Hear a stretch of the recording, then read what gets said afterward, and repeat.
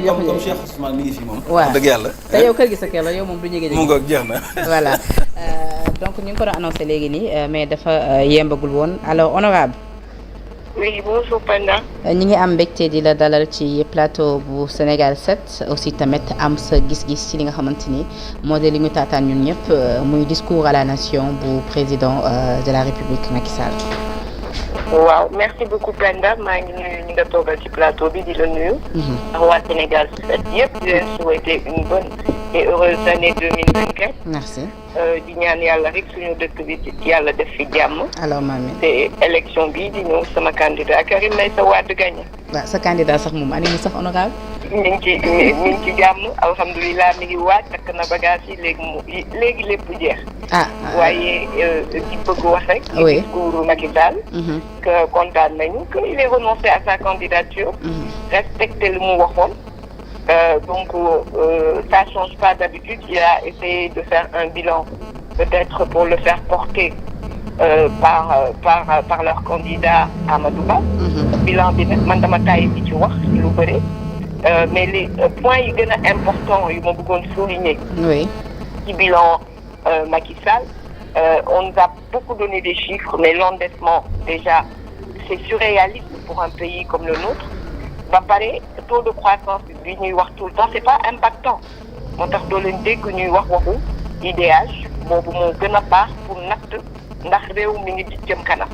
te fu mu nekk nii dañu dellu ginnaaw perdre énormément de points sur IDH bi. mooy indice de développement humain. ñoom taux de croissance bi ñuy wax man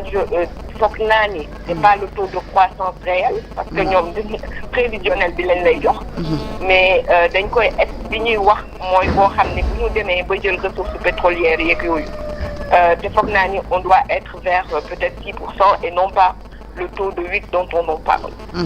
parce que comme dañu waxoon ni pétrole bi ren dina fekk ñu exploiter ko te amul donc forcément day impacter sur les prévisions du taux de croissance. ba pare taux de croissance dafa war a nekk loo xamante ni dafa endogène. taux de croissance lu mu rëy lu mu ngande te du loo xamante ni dafa endogène moo tax ñu bëre de plus en plus économistes yi duñ ko utiliser ci pour natt ndax réew ñi ngi dund bu baax parce que tey ji bu fekkee entreprise étrangères yi ñooy tax ñu am taux de croissance bi donc lu fa jur li ab la président Wade daan wax ni que da ngeen di liggéey xaalis dugg à le matin à 18h mu génn dem dans des banques étrangères donc ça du ñëwal réew mi il le disait quand il était président moo tax moom mu diversifié woon bu baax ñu ngi liggéeyal ba pare taxaw ci entrepreneuriat donc loolu c'est le premier point moo tax nit ñi ressentiruñu en tout cas la croissance ressentiruñu ko yëguñu ko de ça dem leen laaj ko n'importe quel Sénégalais parce que li ñu waroon doole man j'ai entendu parler wuy def naa son d'emploi il nous arrive pour 500 000 emplois mais ba tey c'est pas le problème parce que pour man raté bi foofu la jógee parce que c'est pas au gouvernement moom mooy créer emploi dafa war a def en sorte que tey les entreprises sénégalaises liggéey jël Sénégalais yi au lieu ñu jël marché yi di ko jox des entreprises étrangères xale yi mën a liggéey seen réew mën see toog ñi bëgg def entrepreneuriat ñu mën ko def nga xamante ni xaalis nit ki tu gagnes de l'argent et par toi-même di nga def dara ñoom dañu war a teg environnement bu ko permettre et c'est ce qui n'existe pas sous le régime du président Macky Sall. Troisième point bi ma frappé ci élection yi dafa wax rek ma tilde mu ne dinañ organiser élection yi mucc ayib comme yi fi jaaroon jaar bu moom doxut mais loolu la sama xel moom ñaaw na lool parce que on sait que 2019 a connu l'élection de très grands l'élimination de très grands candidats à l'époque 2017 les gens n'avaient pas leur carte d'électeur 2019 on n'avait pas accès au fichier on espère que du demee noonu te loolu lu ko doon réglé mooy une demande du PDS qu'on demande depuis 2014 mooy ñu teg un ministre de l'intérieur boo xam ni day consensuel mu organiser élection yi parce que Penda moi-même c'est man maa toogaloon PDS ak Lamine Thiam ak Maguette ci dialogue politique bi on l'a demandé ñu teg encore benn ministre boo xam ni ñëpp dinañ ci d'accord xelu ñëpp dinañ dal ci processus électoral bi pourquoi je le dis loo xamante ni produire na 2 alternances Abdou Diouf def ko alternance bu rafet Sénégal nekk sur le toit du monde 2012 Macky Sall ak M23 ñoo doon taxaw fi ne Ousmane Ngom mënul organiser élection Abdoulaye Wade grand seigneur ne opposition bi lu mu bëgg laay def dindi élection yi daal di ko jox Cheikh Gueye qui était une personnalité consensuelle et neutre donc effort yooyu prédécesseur am yi def pour dalal xelu opposition loolu je pense que mënoon nañ ko def. D'accord. D'autant que aujourd'hui da nga koy gis un peu par exemple Sidiki Kaba il est de Tambacounda c'est un homme politique de Benno qui d'ailleurs il a été l'avocat de Bibo Bourgi il s'est jamais vu par exemple moom moo bind réponse de mise en demeure de Bibo Bourgi ci diggante bi ñu dindi ko mu dugg ci gouvernement donc il y a une confusion de genre. D'accord. Donc loolu yëpp ñu ko koy ñaan ba pare nag man tey sama yaram taw na parce que nee naa àdduna lu tëgg dina jeex ma fàttaliku lu bëri dafa ñëw sama bopp 2014 2013 lacrymogène yi jàpp yi et tout ça mais loolu yëpp ñun en tout cas Karim Wade bu faloo ñu nekkuñu fi pour di fayantu nekkuñu fi pour di def kenn dara dañuy nekk pour construire ce pays là. Alors honorable ñu ngi lay waxati waxu émergence waxu développement. Oui ñu ngi lay remercier bu baax a baax ci disponibilité bi te xam naa dinañ la jël ñu gën a yaatal incha allah ci yeneen jotaay. incha allah merci infiniment Kanya. Voilà donc mu nekkoon ki nga xamante ni moom moo di Nafissatou Diallo honorable député à l'Assemblée nationale nekk ci pôle communication bu parti démocratique sénégalais alors ñi ngi ci plateau bi ba tey tamit ak ki nga xamante ni moom moo di Madawo gis nga ñun ñëpp teewloo ndoon nañ ko mu discours président Djibi Sarr boo fekkee mooy da nga ñëw jël sa téléphone di sonné di tànkal nit ñi donc déglu nañ ko ñun ñëpp président li mu wax tant sur la forme et le fond ban jàngal nga ci Madawo. Sur la forme et le fond, je pense que c'est une répétition par rapport au discours du 3 juillet 2023. Je pense que boo xoolee la structuration même du discours, le timing c'est calibré entre 20 et 25 minutes. Il n'y a pas une grande différence. Boo jëlee le fond aussi, c'est la même chose. C'est un discours bilan, un discours d'adieu, un discours d'engagement. Un discours bilan, ce qui est normal,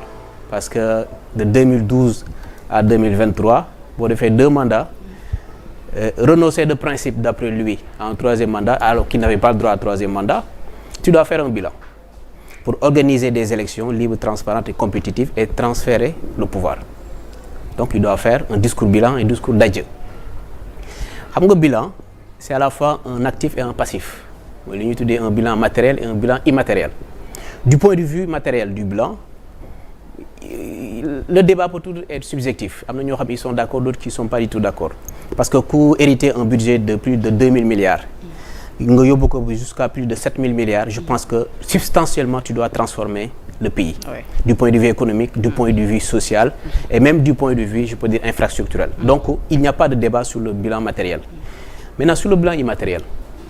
dañuy gis ni boo jëlee indicateur par indicateur, du point de vue de la démocratie et de la bonne gouvernance, du point de vue de l'état de droit et de la transparence, du point de vue même de la gestion de manière générale, je pense que les scandales les plus inacceptables au Sénégal ñu ngi ko amee dans la gouvernance du président Macky Sall. Benn exemple bu ñu joxee rek mooy les faux Covid-19 bi nga xam ni malversation yu ci am jusqu'à présent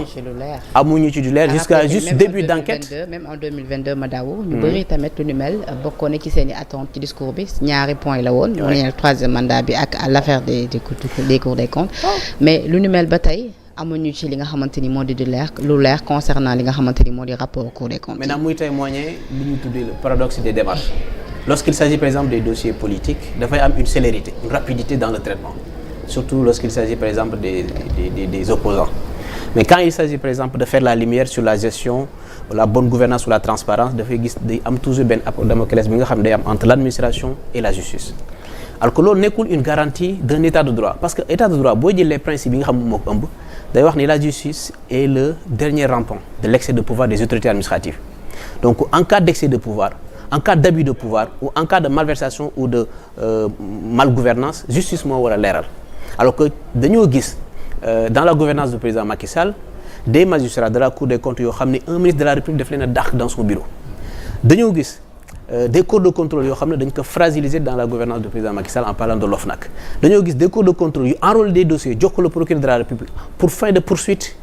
mu bañ a am des poursuites donc loolu moo tax amuñu benn garant pour ce qui est engagement bi mu jël bu naan il va veiller à ce que ñu transmettre une république nation bi ñu bokk mais surtout un état debout qui va organiser des élections libres et transparentes compétitives c'est un paradoxe parce que gis nañu la direction qui est chargée de l'organisation technique des élections la DGE et la commission vraiment qui doivent superviser le bon déroulement du scrutin du processus électoral de manière générale la Sénat ñu am waroo sur un principe boo xam ni c'est la justice qui l'a tranché alors que fi nga xam ni l'administration dafay def lu justice tuddee obiter dictum maanaam di joxe xalaatam sur une décision de justice alors que li ñu sant administration et la justice c'est de dire le droit l'administration d'appliquer de veiller à l'application de la justice bi nga xam ne moom la de la décision bi nga xam ne moom la justice joxe gis nañ la direction générale des élections di taxaw di joxe xalaatam sur la décision bi nga xam ni la justice daf ko joxe à 2 reprises donc amuñu benn garantie que cette volonté là bi nga xam ne nee na moom moo ko dese organiser des élections libres et transparentes dinañ ko am. kon foofu da ngay rejoindre l'honorable député Nafissatou Diallo bi ñu teewlu léegi ay kàddoom. mais amuñu ci garantie parce que aussi fichier bi nga xamante ni boobu ba tey amu leen ko. mais l'aberration bi ñuy constater mooy actuellement sur le contrôle des parrainages bi ñuy def il y a beaucoup de candidats qui ont été recalés boo xoolee le PV bi le conseil constitutionnel di dressé da leen di wax ñu ci ëpp des parrains non reconnus par le fichier ban fichier la ñuy wax. bon je peux comprendre bu fekkee il y a par exemple des erreurs matérielles dans le traitement mu ni des erreurs matérielles wala boog rejeté pour autre motif mën nañ ko renvoyer dans le cadre des erreurs matérielles mën na nekk des doublons internes un parrain qu'on a rédigé à plusieurs reprises mën na nekk doublon externe parrain boo xam ne ñu bëri dañ ko bokk mais des parrains non reconnus par le fichier ban parrain la donc il parle de quel fichier xam nga bu fekkee da nga dëgg dans un processus électoral il n'y a pas la maîtrise du fichier yoroo la cartographie électorale fichier bi day disponible à la veille des scrutins je pense que ni le processus est biaisé d'autant plus que les acteurs yi nga xam ne mooy li ma doon wax sànq distinction bi ñu am entre DG ak Sénat acteurs yi nga xam ñoo yor l'organisation technique et la supervision du scrutin bu fekkee jubóowuñu dans le process dans les procédés xel mën na tey loolu moo tax amuñu yaakaar que ni